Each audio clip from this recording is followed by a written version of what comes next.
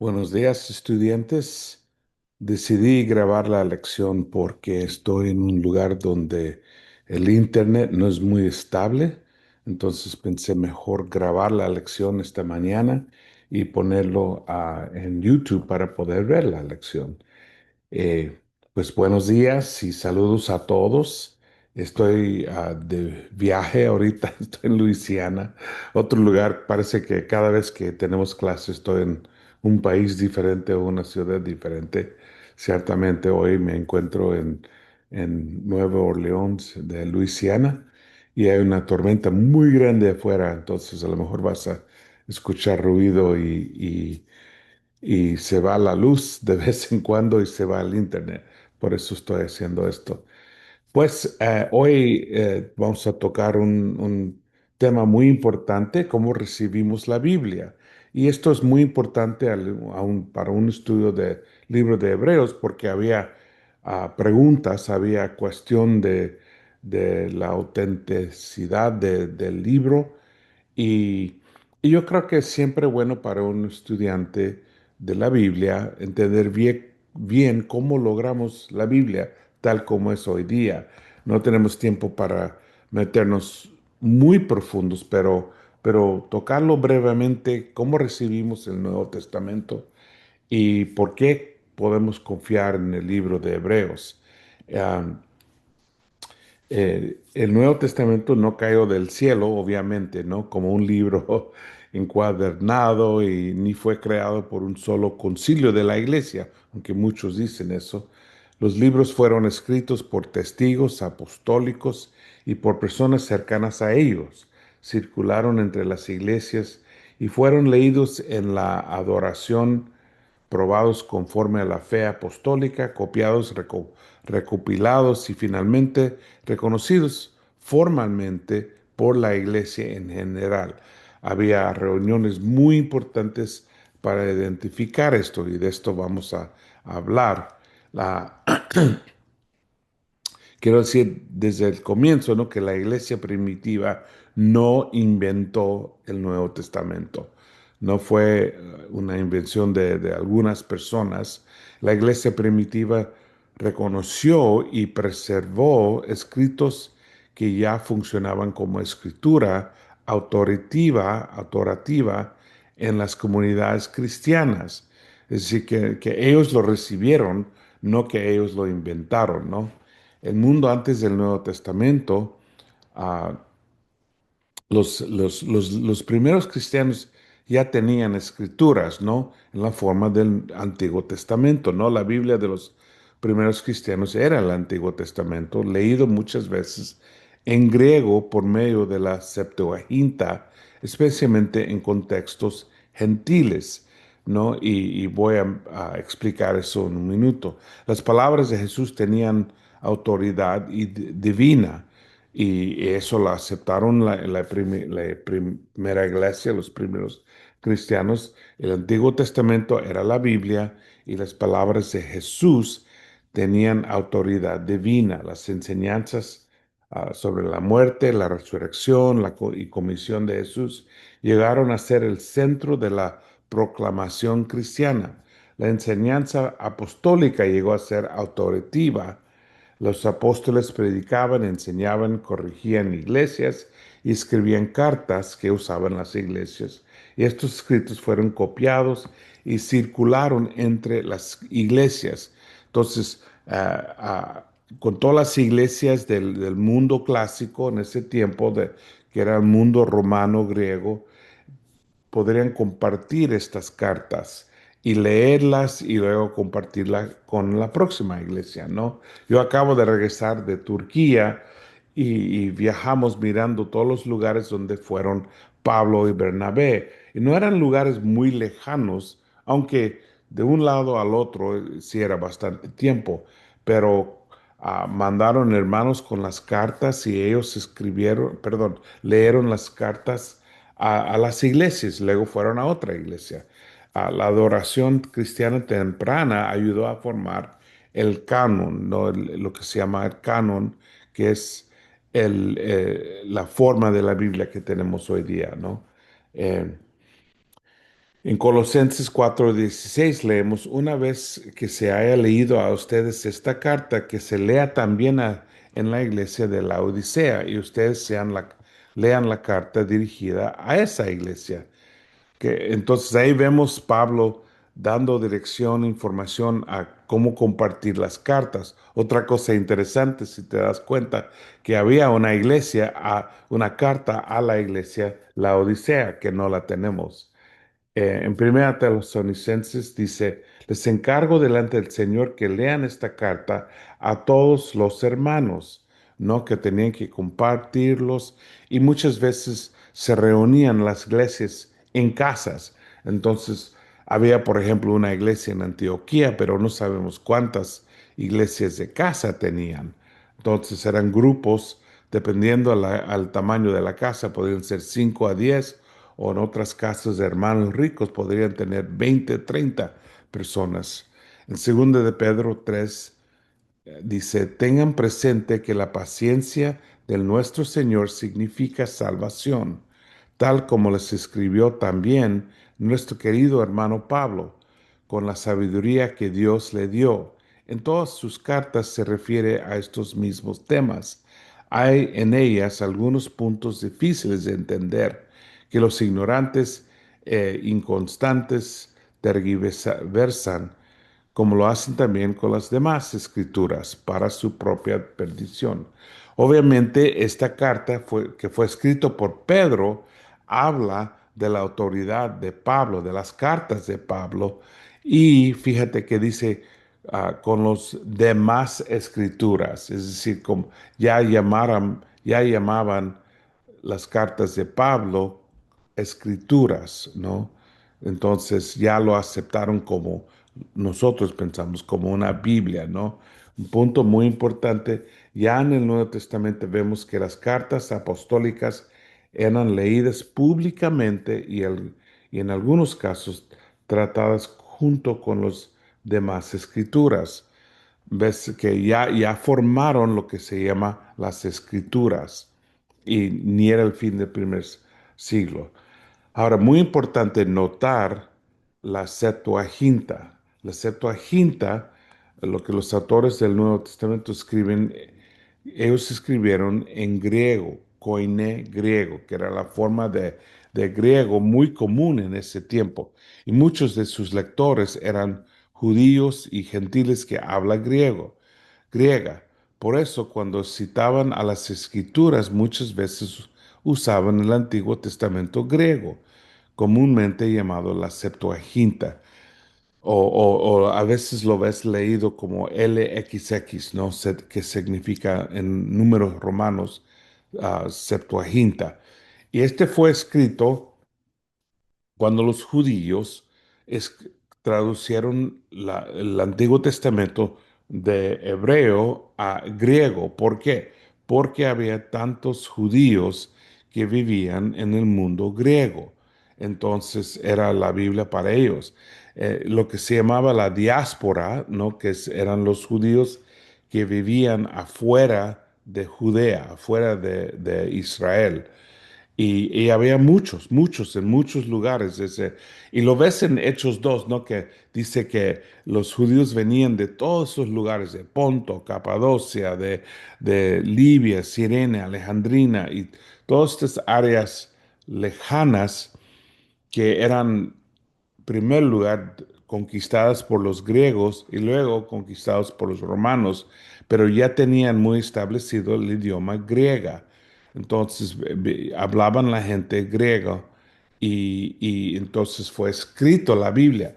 Hay que notar que el tiempo del Nuevo Testamento era un tiempo muy especial en el mundo histórico, lo que se llama Pax Romana, ¿no? El tiempo que uno podría viajar de un lado a otro. Había un idioma que era, todo el mundo hablaba por lo general, ¿no? Que era griega y, y manera de viajar, manera de compartir un mensaje en un idioma y que podría llegar a todo el mundo. Entonces, obviamente eso era griego. Importante para nosotros porque en el Nuevo Testamento casi la gran mayoría de las escrituras donde refieren al Antiguo Testamento los sacan del Septuaginto, ¿no? ¿Por qué? Porque fue el más conocido. Entonces, eso es muy importante. Hebreos específicamente eh, menciona, dependiendo a cómo lo cuentas, ¿no? Pero algunos dicen 28 versículos diferentes, pero algunos versículos son repetidos, entonces 32 a 34 veces repite escrituras del Antiguo Testamento. Ya hablamos de eso, han leído de eso, de cómo conecta el libro de Hebreos al Antiguo Testamento, ¿no? Pero las escrituras que usa son de la Septuaginta, no del Antiguo Testamento hebreo. Por eso a veces tú puedes notar que cuando lees una escritura en el Nuevo Testamento, no es exactamente igual si lees la misma la escritura en el Antiguo Testamento. Hay un cambio de palabras o un poco diferente. Y es por eso, porque muchas veces nuestras Biblias, el Antiguo Testamento es traducido del hebreo al español, ¿no? Pero el Antiguo Testamento que usaban los escritores del Nuevo Testamento, usaban ellos la Septuaginta. Entonces, es un poco diferente. Ya saben ustedes que cuando uno traduce algo, siempre va a cambiar un poquito la palabra o el sentimiento, ¿no? Entonces, el proceso de escritos a Conan es muy importante. Etapa número uno era la composición, ¿no? Periodo aproximado 45 años después, es decir, como 10 a 12 años después de la muerte de Cristo, hasta el fin del primer siglo. Eso es el tiempo de composición, ¿no? De los evangelios, los hechos, las cartas, Apocalipsis, todos fueron escritos en esta época, cuando vivían los apóstoles. Etapa 2 era circulación. Las iglesias copiaban y compartían los escritos apostólicos. Las cartas de Pablo circularon más allá de sus destinatarios originales.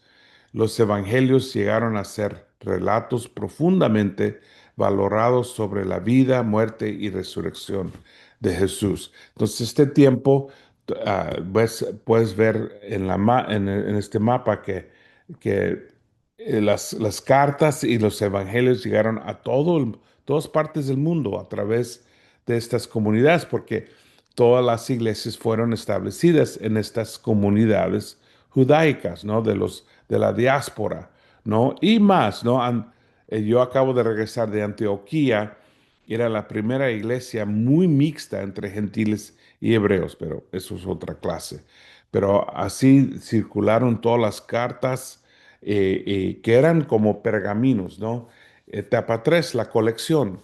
Para el siglo II, las iglesias ya usaban colecciones de escritos cristianos, una colección de 4 evangelios, Mateo, Marcos, Lucas y Juan, colecciones de las cartas de Pablo y cartas generales o católicas. Y vas a escuchar esa palabra católica, pero no es la iglesia católica como, tal como lo pensamos hoy.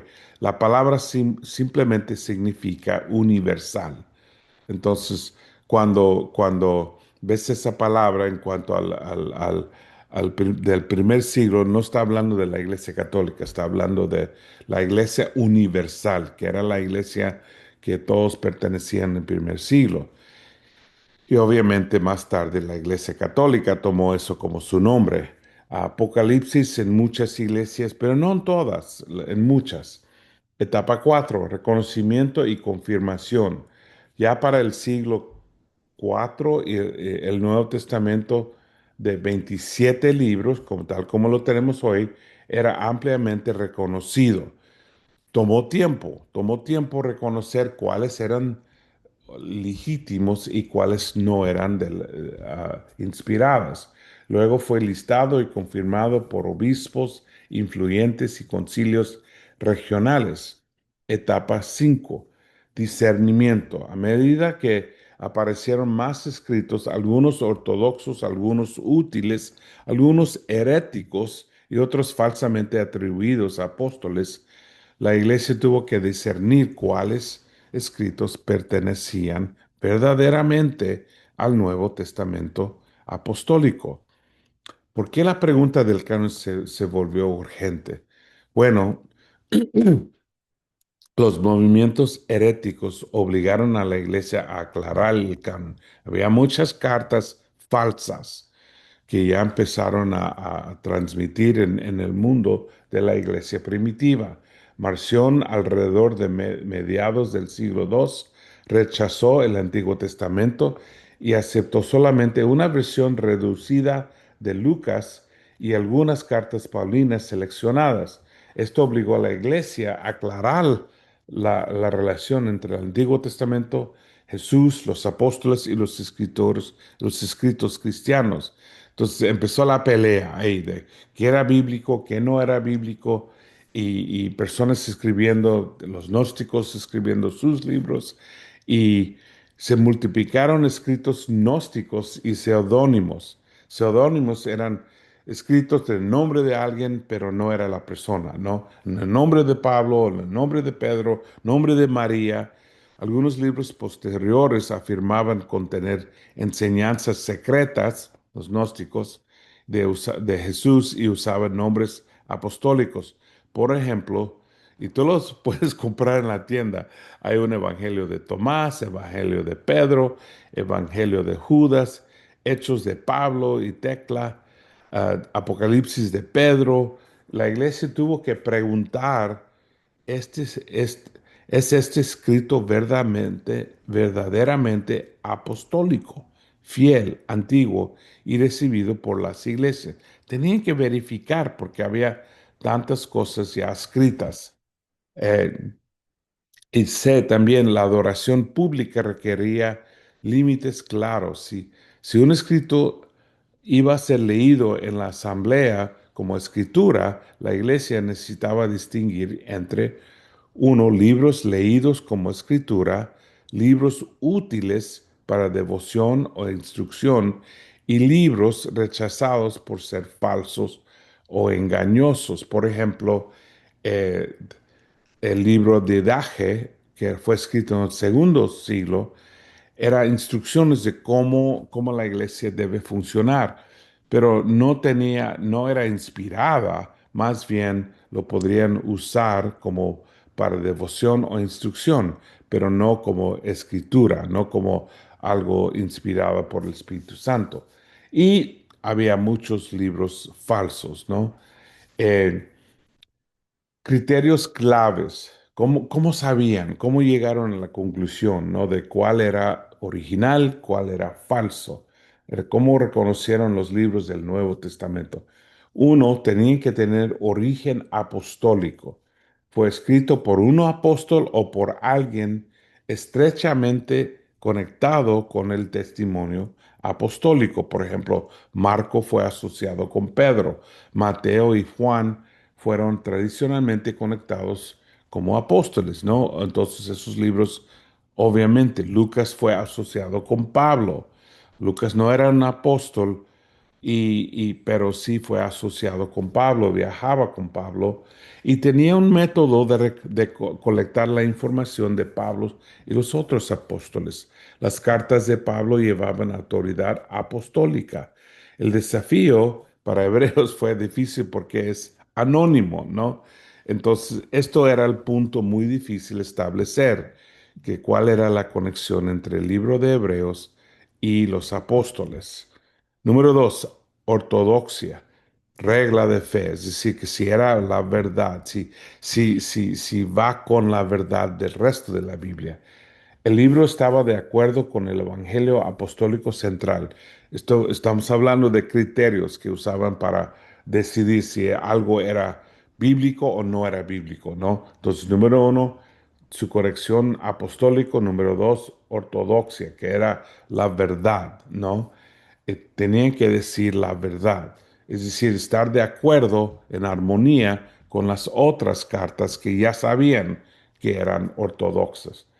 la bondad de la creación, la unidad del Antiguo Testamento y el Nuevo Testamento, la verdadera encarnación de Cristo, porque créeme, esto fue un punto que muchos pelearon, la muerte corporal y resurrección del cuerpo de Cristo, la proclamación apostólica de la salvación, como enseñaban la salvación. Número tres, la catolicidad, recuerda, palabra universal, uso amplio, es decir, que el libro fue recibido ampliamente por las iglesias y no solamente por un grupo aislado. Aquí la catolicidad significa universalidad, ¿no? Antigüedad, número tres, antigüedad. Tenía que ser del primer siglo, ¿no? El libro estaba arraigada en la era apostólica. Los escritos posteriores, aun si eran espiritualmente útiles, no fueron tratados como escritura apostólica. Uso litúrgico, es decir, que si lo usaba la iglesia, si leían esa carta en el servicio, el libro era leído públicamente en la adoración cristiana como escritura, los libros leídos constantemente en la iglesia tenían mayor peso. Entonces sabían, no, esta carta fue leído desde el primer siglo en todas las iglesias. Eso daba más fuerza al argumento. El poder espiritual y pastoral. Aunque es más difícil de medir históricamente, la iglesia reconocía que estos escritos llevaban autoridad divina, formaban discípulos, corregían errores y nutrían a las iglesias. Entonces, todos estos eran criterios claves, ¿no? Y los que eran rechazados, ¿por qué? Bueno, en primer lugar, escritos heréticos, ¿no? Fueron rechazados porque contradecían el evangelio apostólico. Por ejemplo, algunos evangelios gnósticos enseñaban conocimiento secreto en lugar del evangelio público. Tenían secretos los gnósticos y sabiduría y conocimiento secreto. Obviamente Jesús, su ministerio era muy público, enseñaba todo públicamente. Algunos minimizaban la encarnación, el sufrimiento o la resurrección corporal de Cristo. Algunos separaban a Jesús de Dios de Israel, ¿no? Le querían presentar separado, distinto. Escritos seudónimos, los libros escribieron que fueron escritos en nombre de otra persona, fueron rechazados porque reclamaban falsamente autoría apostólica y pertenecían a una época posterior. Fueron escritos tus cartas 50, 100 años después de la muerte diciendo que fueron escritos por esta persona que ya se había muerto y la carta apareció 100 años después y nadie lo usaba en el primer siglo. Entonces, obviamente eso era falso. Y si uno pregunta, bueno, ¿cómo sabemos si la carta fue escrita la segunda o la primera, el primer siglo? Es fácil por lenguaje, por forma de escribir. Hay muchas maneras de averiguar cuándo fue escrito una carta. Su vocabulario, su forma de escribir, su forma de guardar, de ponerlo en pergamino. Pues como eso todo cambiaba, podemos saber por ejemplo, si alguien dice, vale. Bueno, yo vivo en ahora en Madrid. Todo el mundo dice, vale. Si alguien dice vale, inmediatamente tú sabes que viene de Madrid, ¿no? O si alguien dice órale, probablemente viene de México, ¿no? Entonces su vocabulario demuestra, si alguien dice que es argentino, y está diciendo, órale, y hablando con acento mexicano, tú vas a saber que esa persona es mentirosa, que viene de México, no viene de Argentina.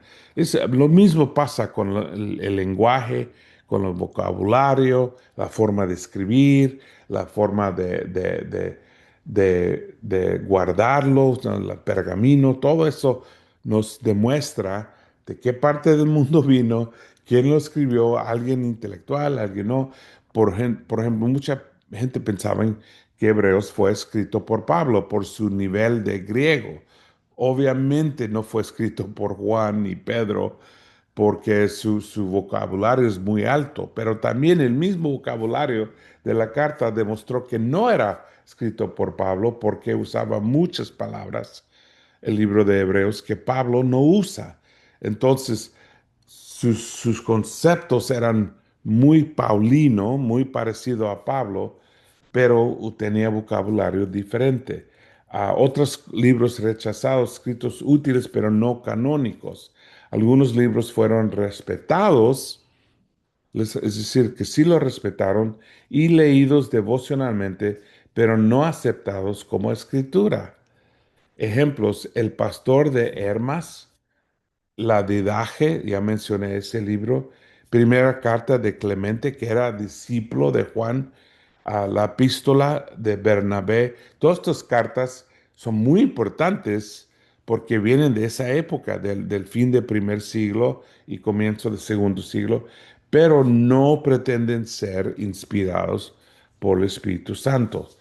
Libros populares en algunas regiones, pero no universalmente recibidos. Entonces, no toda la iglesia aceptaron, tal vez una región que indica que probablemente fue escrito en esa región, ¿no? Entonces, es una investigación científica, ¿no? Pero lo hicieron bien. Y tampoco fue todo decidido en una reunión. Los testigos de Jehová siempre dicen a los cristianos, no, que la iglesia del concilio de Nicea decidieron que quién era Jesús y que está en la Biblia y todo eso. No, no, no, no es cierto. El primer siglo se escriben los libros del Nuevo Testamento, pero luego ya en 95 a 100 tenemos la primera carta de Clemente, ¿no? Que él usa el libro de Hebreos, que demuestra que el libro de Hebreos ya lo estuvieron leyendo en las iglesias, ¿no? Marción, ¿no? En 140 y dice, bueno, el canon reducido de Marción obliga a la iglesia a clarificar el testimonio. Entonces, ahí vino un reto fuerte a la iglesia. El fragmento muratoriano en 170, una de las listas canónicas cristianas más antiguas que se conservan, incluye muchos libros del Nuevo Testamento, no todos, pero no menciona Hebreos. Esto muestra que Hebreos todavía no era universalmente aceptada en el Occidente. En el Oriente sí, es decir, todas las iglesias que hablan griega, todas las iglesias de Pablo, que estableció Pablo, sí lo aceptaron desde el principio, pero en el oeste tomó más tiempo. 180, Ireneo. Ireneo afirma fuertemente el evangelio cuádruple: Mateo, Marcos, Lucas y Juan. Esto fue un paso importante en el reconocimiento de forma del Nuevo Testamento. 200 a 250, Orígenes. Orígenes reconoce el valor espiritual y teológico de Hebreos, pero admite incertidumbre sobre su autor humano. Y es muy interesante porque los primeros cristianos pensaban que fue una carta de Pablo, pero él se dio cuenta que demuestra su inteligencia y el trabajo que hizo él. Su conclusión famosa, que fue solo Dios sabe. Eso fue una frase muy famosa que él usó. Solo Dios sabe quién escribió el libro de Hebreos, ¿no? En 325, Eusebio clasifica los escritos cristianos en tres categorías: libros reconocidos, libros discutidos, pero conocidos, y libros espurios y rechazados. Y eso era muy importante en los pasos de aclarar la Biblia, ¿no? Hebreos fue aceptada en el Oriente, pero todavía cuestionado en algunas partes del Occidente debido a la incertidumbre sobre la autoría paulina.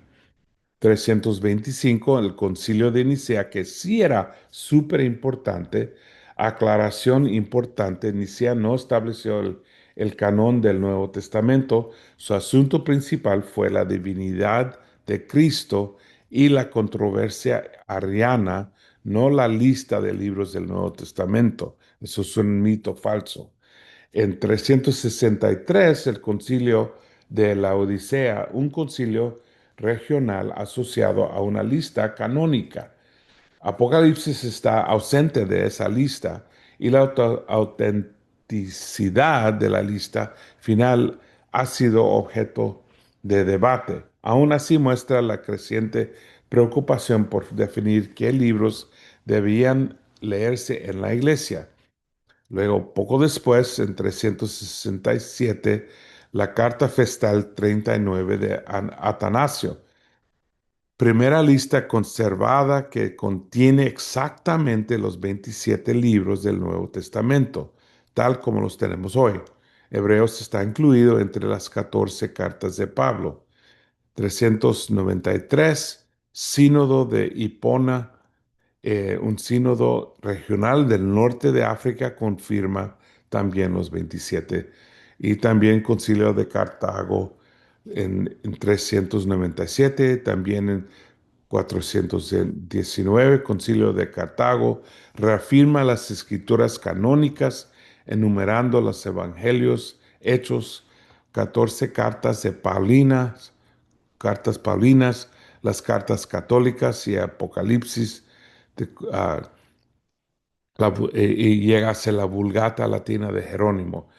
Y por fin terminamos con 1546, Concilio de Trento. La Iglesia Católica Romana reafirmó formalmente el canon en respuesta de los debates de la Reforma. Los protestantes también conservan los mismos 27 libros del Nuevo Testamento, aunque Lutero cuestionó el valor relativo de Hebreos, Santiago, Judas y Apocalipsis. Lutero tenía muchas opiniones interesantes, ¿no? Eso es una lección otro día, pero muy interesantes. El caso especial de Hebreos. ¿Por qué Hebreos fue cuestionado? Pues obviamente Hebreos no fue cuestionado principalmente por su doctrina, fue cuestionado por su autoría, ¿no? Que no era Pablo. ¿Por qué muchos aceptaron Hebreos? Porque muchos hebreos fue finalmente aceptado porque era antiguo, era teológicamente rico y profundamente arraigado en el Antiguo Testamento, estaba centrado en Cristo, era usado y valorado por las iglesias, universal en el fin, y fue asociado en Oriente con Pablo o con el círculo palino. Y eso es importante que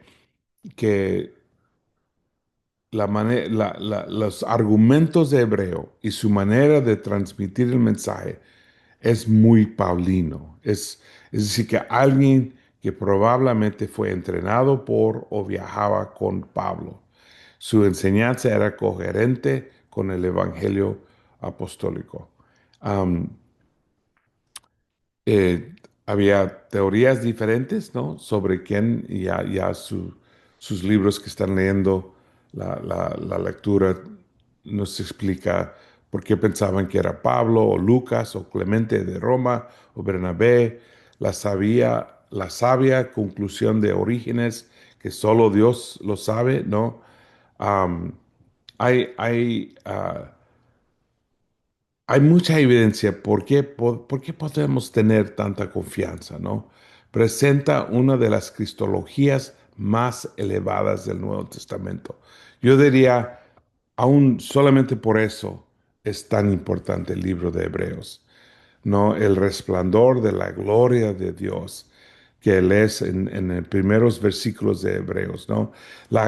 El libro de Hebreos conecta la adoración del Antiguo Testamento con Cristo. Y con todos esos versículos y toda la conexión nos enseña cómo practicar no solamente el cristianismo del primer siglo, pero aún cómo mirar el Antiguo Testamento. Hermenéuticamente nos da un ejemplo increíble. Número tres, fortalece la perseverancia, ¿no? Es claramente un sermón animando, retando, apoyando a la hermandad en sus dificultades, sus persecuciones. Número 4, es pastoralmente poderoso. Hebreos advierta, anima, enseñanza. El libro advierte, anima, enseña, exhorta, llama a los creyentes a la madurez. Y por supuesto, su tema clave, Jesús es superior, mejor revelación, mejor sacerdocio, mejor sacrificio, mejor pacto y mejor esperanza. Y malentendidos comunes que debemos corregir, el canon no fue decidido en el Concilio de Nicea. La Iglesia no escogió libros al azar. Los libros rechazados fueron escondidos porque contenían una verdad peligrosa. Eso es basura. Hay muchos videos en YouTube que proclaman eso, que, oh, hay secretos que quieren esconder. Eso es basura. Hebreos casi no entró porque era sospechoso en lo doctrinal. Eso es falso, solamente porque no podrían averiguar quién lo escribió. Y mal, malentendido. Cinco, el canón fue creado por poder político. Muchos, especialmente los testigos de Jehová, quieren hablar de que el emperador vino al concilio de Nicea y él no era un cristiano bueno y quería mostrar su poder, y eso es basura. Hay muchas cosas que pasaron, pero no fue eso. Notas finales. ¿Por qué? Porque, ah, o cómo más bien, uno puede tener confianza en la Biblia. ¿Cómo saben, no? ¿Cuál era el examen o la prueba?